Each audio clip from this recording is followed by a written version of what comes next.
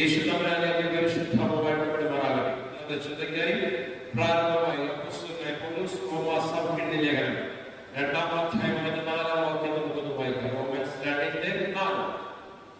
ദൈവത്തിന്റെ ദയ നിന്നെ മാനസാന്തരത്തിലേക്ക് നടത്തുന്നു എന്നറിയാതെ നീ അവന്റെ ദയ, അവന്റെ ദയ, ക്ഷമ, ദീർഘക്ഷമ ഇതൊക്കെ അതിനെയൊക്കെ നിരസിക്കുന്നു. ദൈവത്തിന്റെ കൃപയാണ്, ദൈവത്തിന്റെ ദാനമാണ് അറിയാതെ കേട്ടോ. നിന്നെ മാനസാന്തരത്തിലേക്ക് നയിക്കുന്ന ദൈവത്തിന്റെ കൃപ. ഓ, ദൈവം എന്ത് ചെയ്യും? ദൈവത്തിന്റെ ക്ഷമയും ദീർഘക്ഷമയും സ്നേഹത്തെയും ഒക്കെ തള്ളിക്കളയരുത്. ഇന്ന് നിൽക്കുന്നത് ദൈവത്തിന്റെ കൃപയാണ്. മുഴുവൻ പ്രശംസിക്കാനൊന്നുമില്ല. നിങ്ങൾ നിൽപ്പി. നമ്മുടെ അവസ്ഥ വന്നാൽ എത്ര നേരം വേണം? എല്ലാവരും പണിയാൻ കൊടുക്കും. അല്ലെ ഇന്നപോലെ നോക്കിക്കും എത്ര നേരത്തേക്ക് വേണം. നീ പണിയാൻ ചിന്തിക്കുന്നവർ പിന്നെ നിന്റെ പണി മാറ്റുന്ന മുഴുവനുണ്ട്. ലൂക്കോസ് 19:1-10 നമുക്കൊന്ന് വായിക്കാം. എന്നാണ് ദൈവത്തിന്റെ സ്നേഹം ദീർഘക്ഷമ. ഹല്ലേലൂയ. ലൂക്കോസ് 19:1-10 വായിക്കാം. ഇത് പരിചിതമായ ഒരു ഭാഗം വായിച്ചാൽ. അവൻ എരിഹോവിലെത്തി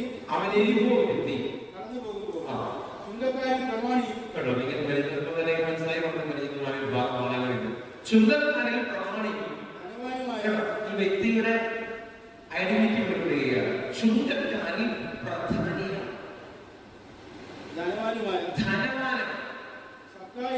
പക്ഷേ യഹൂദന്മാർ ഇദ്ദേഹത്തെ ചുങ്കക്കാരിൽ പ്രമുഖൻ എന്നല്ല, കള്ളച്ചുങ്കം പിരിക്കുന്നത് ഞങ്ങളെ തന്നെ പറയാൻ നിൽക്കുന്ന ഒരു വ്യക്തി എന്ന നിലയിലാണ് ആരെ കാണുന്നത്? സക്കായിയെ കാണുന്നത്. അനാവശ്യമായി ചുങ്കം പിരിച്ച് ധനം ജനത്തെ ഉठाയിക്കുന്ന അല്ലെങ്കിൽ കൊള്ളയടിക്കുന്ന ഒരു വ്യക്തിയാണ് സക്കായിയനാണ്. അന്നത്തെ യഹൂദന്റെ അവിടെയുള്ള സാധാരണ ജനത്തിന്റെയൊക്കെ ഇതത്തെ പറ്റിയുള്ള സംഭവം. അപ്പോൾ ധനവാനാണ്, ചുങ്കക്കാരനാണ്. സക്കായി എന്ന പേരിലുള്ള ഒരു മനുഷ്യൻ യേശു എങ്ങനെയുള്ളവനെന്ന് കാണേണ്ടതില്ല. കേട്ടോ, ഈ ധനമുള്ള ചുങ്കക്കാരനാണ്. ഈ വിഷയമൊക്കെ കിടക്കുകയാണ്. പക്ഷെ അവൻ മുമ്പിൽ മാത്രം യേശു എങ്ങനെയുള്ളവനാണ്. ഇതിൽക്കാരോട് കേൾക്കുന്നുണ്ട് യേശുവിനെ പറ്റി. എനിക്കൊന്ന് കാണണം. എന്റെ ആവശ്യമുള്ള കാര്യങ്ങളൊക്കെ ചിന്തിക്കണം. 10 പൈസ പിരിച്ച് അല്ലെങ്കിൽ നല്ല മുടുക്കലായിട്ട് സമ്പത്ത് വർദ്ധിപ്പിക്കേണ്ട സമയത്ത് ചുമ്മാ ആവശ്യമില്ലാത്ത ചിന്തിക്കുക. യേശുവിനെ കാണണമെന്നൊരു ചിന്ത ആളുകളുണ്ടായി. അടുത്ത സംഭവം ധനികനാണ്, ചുങ്കക്കാരനാണ്. ഇവന്റെ മറ്റൊരു പ്രത്യേകം വളർച്ചയിൽ കുറുകിയവനാണ്. അവന്റെ ഹൈറ്റ് അധികം ഇല്ലാത്തതാണ്. ആൾക്കാരുടെ കൂടെ എത്തി നോക്കാൻ പറ്റത്തില്ല. കാരണം തലയെടുപ്പില്ലാത്തവനായതുകൊണ്ട് പുരുഷാരത്തിന്റെ ഇടയിൽ കൂടെ വന്ന് നോക്കാനായിട്ട് ഭയങ്കര പാടാണ്. എന്നാലേ മുമ്പോട്ട് ഓടി അവനെ കാണേണ്ടതിന് കാട്ടത്തിമേൽ കയറി കാണണമെന്നൊരു ആഗ്രഹം നിന്റെ അകത്തുണ്ടെങ്കിൽ, നിന്റെ മുമ്പിൽ എത്ര തടസ്സങ്ങൾ ഉണ്ടെങ്കിലും ആ തടസ്സങ്ങളെ നീ മാറ്റി നീ അത് കാണുക തന്നെ ചെയ്യും, തൊടുക തന്നെ ചെയ്യും, നാളെ നിന്റെ അടുത്ത് വരിക തന്നെ ചെയ്യും. ഓക്കെ, അവൻ കൂടി ചെന്ന് എന്ത് ചെയ്തു? കാട്ടത്തിമേൽ കയറി. വഴിയായി വരികയായിരുന്നു. അവൻ ആ സ്ഥലത്തെത്തിയപ്പോൾ യേശു കർത്താവ് ആ സ്ഥലത്തെത്തിയപ്പോൾ മേലോട്ട് നോക്കി. ആരും കാണാതെ ഒളിച്ചിരുന്നവനെ കണ്ടുപിടിച്ചവൻ മേലോട്ട് നോക്കി.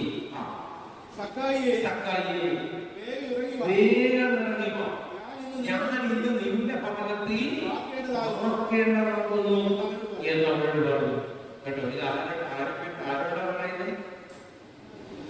അനാവശ്യമായി പണം ജനത്തിൽ നിന്ന് ചൂഷണം ചെയ്ത് വാങ്ങിക്കുന്ന പാവികളിൽ ഏറ്റവും വലിയ പാവി എന്ന് യഹൂദജനം വിളിപ്പേര് അല്ലെങ്കിൽ യഹൂദജനം ഇപ്പോഴും പറഞ്ഞുകൊണ്ടിരിക്കുന്ന പാവിയായ സമ്പന്നനായ ഒരു വ്യക്തിയുടെ ഭവനത്തിലേക്ക് യേശു ചെല്ലുവാൻ ആഗ്രഹിക്കുകയാണ്. ഈ ഇറങ്ങി വന്നിന്റെ വ്യക്തി ഞാൻ വരുവാൻ പാർക്കുവാൻ ആഗ്രഹിക്കുകയാണ്.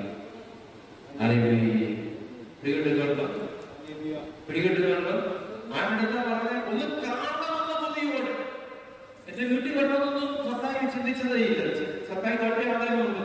വല്ലവിധേന യേശുവിനെ കാണണം, വല്ലവിധേന കാണണമെന്ന് ഓർത്ത് മരത്തിന്റെ മേൽ ഓടി കയറിയവരോട് യേശു പറയുകയാണ്, ഞാനിന്ന് നിന്റെ വീട്ടിൽ പാർക്കുവാൻ ആഗ്രഹിക്കുന്നു. എന്റെ തമ്പുരാനെ കാണുന്ന കൊതിയോടെ നീ ചലിച്ചിട്ടുണ്ടോ? അങ്ങനെ ആഗ്രഹം നിന്റെ ജീവിതത്തിലുണ്ടോ? നിശ്ചയമായും അവന്റെ ശബ്ദം നീ കേൾക്കും, അവന്റെ കൂടെ നീ പാർക്കുന്നത് തന്നെ ചെയ്യും. അതിന് എനിക്ക് അഭിപ്രായത്തിന്റെ യോഗ്യതയൊന്നുമില്ല. പാപിയായവനോട് യേശു പറയുക, ഇറങ്ങിയോ, ഞാൻ എന്റെ വീട്ടിൽ പാർക്കേണ്ടതാണ്. അവൻ ബന്ധപ്പെട്ട് ഇറങ്ങി വന്നു സന്തോഷത്തോടെ കണ്ടവരെല്ലാം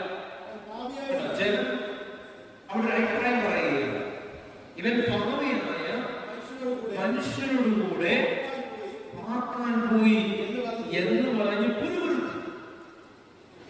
അവരെന്നെ എന്തോ അവരെന്നെ പറ്റി എന്തോ പറയുന്നു, ഇവരെന്നെ പറ്റി എന്തോ പറയുന്നു. നീ ലോകത്തിന്റെ സർട്ടിഫിക്കറ്റ് നോക്കിക്കൊണ്ടിരുന്നതാണ്, നിനക്ക് ദൈവത്തിന്റെ സാന്നിധ്യത്തെ അനുഭവിക്കാൻ കഴിയുന്നില്ല. ലോകം പറയുന്നത് നല്ല, കർത്താവ് പറയുന്നു.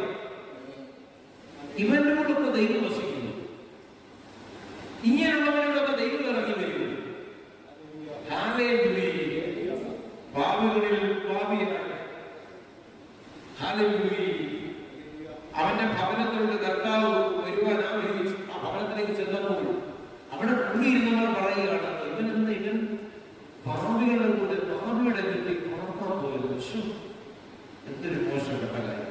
10ാമത്തെ വാക്യം വരെയായ കർത്താവേ, എന്റെ വസ്തുവാകി കർത്താവിനോട് പറഞ്ഞു, നിന്റെ വീട്ടിൽ വരാൻ ഞാൻ കേട്ടോ, പക്ഷെ നിന്റെ പാതി വീട്ടിൽ നീ എഴുതി കൊടുക്കണം, എന്നാ ഞാൻ വരാം എന്നോട് യേശു പറഞ്ഞു ഇല്ല. പക്ഷെ യേശു വന്നപ്പോൾ പിന്നെ നിലപാടുകൾക്ക് വ്യത്യാസം വരികയും യേശു വരാൻ വേണ്ടി നിലപാട് മാറ്റുന്നവരോട് കേട്ടു, യേശു വരുന്ന നിലപാട് മാറ്റുന്നതല്ല, നിന്റെ കൊതികളാണ്, നിന്റെ ഹൃദയത്തെ താല്പര്യങ്ങളെ മാനിച്ച കർത്താവിന്റെ ജീവിതത്തിൽ വരുന്നത്. കർത്താവിന്റെ അടുത്തിരുന്നപ്പോൾ, കർത്താവിന്റെ സാമീപ്യം അടിച്ചപ്പോൾ അവൻ പറയുക, എന്താണ് എന്റെ വസ്തുവിന്റെ ബാധ്യത ഞാൻ ആർക്ക് കൊടുക്കും? ദരിദ്രന് കൊടുക്കുന്നു. വല്ലതും ചതിവായി വാങ്ങിയിട്ടുണ്ടെങ്കിൽ 4 മടങ്ങ് എന്ത് ചെയ്യുന്നു? മടക്കി കൊടുക്കുന്നു എന്ന് പറഞ്ഞു കേട്ടോ. എത്ര? 4 മടങ്ങ്. ചതിവായി വാങ്ങിയിട്ടുണ്ടെങ്കിൽ 4 മടങ്ങ് മടക്കി കൊടുക്കും.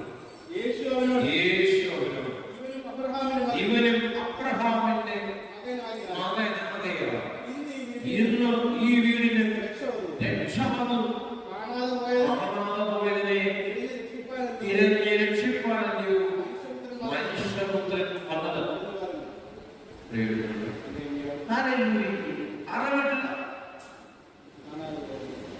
പറമ്പുകളിൽ പാവയായവന്റെ വീട്ടിൽ, സമ്പന്നനായവന്റെ വീട്ടിൽ. ഇതിന് മുമ്പ് മറ്റൊരു ഭാഗത്തിന് കാണാൻ കഴിയുന്നു, ധനവാന വീട്ടിൽ വന്ന യേശുവിനെ നിഗമിക്കാൻ പറ്റിയിരിക്കുക. അവൻ സ്വർഗ്ഗരാജ്യം അവകാശമാക്കുന്നതിന്റെ വകുപ്പിനെ പറ്റി ചോദിക്കുകയാണ്. അവനെ കണ്ടപ്പോഴേ കർത്താവ് മനസ്സിലായി, നീ പ്രമാണത്തിന്റെ അടിസ്ഥാനത്തിൽ ജീവിക്കുന്നവൻ, നീ ഇതൊക്കെ ചെയ്യുന്നുണ്ട്. ഞാൻ തന്നെ ചെറുപ്പം മുതലേ പ്രമാണിച്ചു വന്നവനാണ്. എനിക്ക് നിനക്കൊരു കുറവ്, നിനക്കുള്ളതെല്ലാം വിറ്റ് നീ തിരിച്ചെടുക്കുന്നു. എന്നിട്ട് എന്നെ മനസ്സിലാക്കി അവൻ ഒരു സമ്പന്നനായ അവൻ എന്ത് ചെയ്തു? അത് ദുഃഖത്തോടെ നോക്കി ശിശുമനെ പറയുക, ഇത് രണ്ടും സമ്പന്നന്മാരല്ലേ? അവിടെ ഒരു സമ്പന്നൻ പറയുകയാണ്, നിന്റെ തന്നെ വിട്ടിട്ട് നീ എന്ത് ചെയ്യുക? എന്ത് കൊടുക്കും? എന്നിട്ട് നീ എന്നെ അറിയാൻ കണ്ടോ? കർത്താവ് പറഞ്ഞു എന്ന് പറഞ്ഞ ഭാഗം പ്രസംഗിക്കുമ്പോൾ ഇവിടെ സർക്കാർ എന്ന വ്യക്തിയുടെ പ്രത്യേകത, അവൻ ചുങ്കക്കാരിൽ പ്രധാനിയായിരുന്നു. 2, അവൻ ധനവാനായിരുന്നു.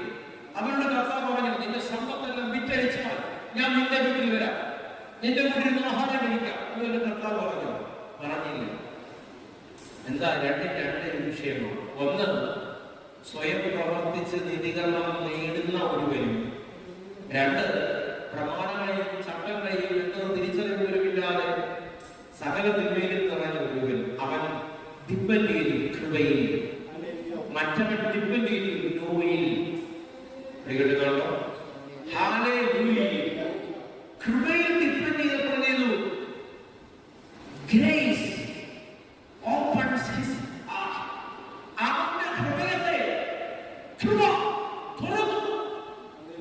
കിട്ടുന്നുണ്ടോ? നിയമം തുറക്കത്തില്ല, നിയമം പാലിക്കാൻ കൽപ്പിച്ചുകൊണ്ടിരിക്കും.